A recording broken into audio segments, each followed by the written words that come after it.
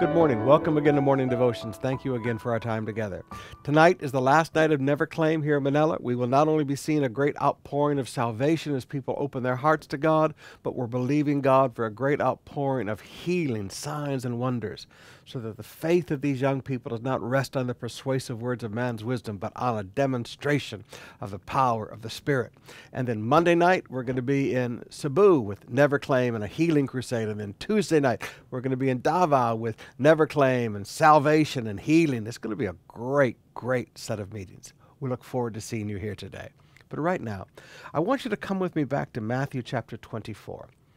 I was reading this one day, and I know the context and I know what all of this means. But I was reading it one day from a perspective of a pastor.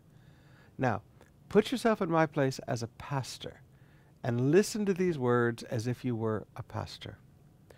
Who then is the faithful and wise servant whom his master has set over his household? Remember, the church is God's household.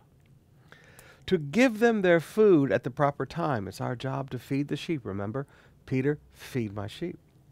Blessed is that servant whom his master will find doing so when he comes.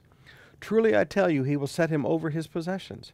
But if that wicked servant says to himself, my master is delayed, and begins to beat his fellow servants, and eats and drinks with drunkards, the master of the servant will come on a day when he does not expect him, and in an hour he does not know, and he will cut him in pieces and put him with the hypocrites. In that place there will be weeping and gnashing of teeth.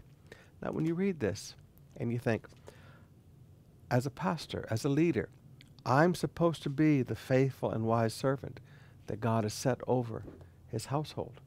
I'm supposed to feed his people. But there are many pastors today that because we don't know why Jesus is delayed, I've been looking for the rapture all my life, they begin to take from the people. They begin to change their lifestyle and eat and drink with the drunkards. They spend more time in the clubs in BGC than they spend studying their Bibles. Jesus said these things would happen. And you just need to understand, pastor, church leader, if this is talking about you, are you spending your time feeding the sheep like God told you to? Or are you taking advantage of them and taking from them and living a life that's not right in front of them? Because one day, each of us will give an account of our lives to Jesus.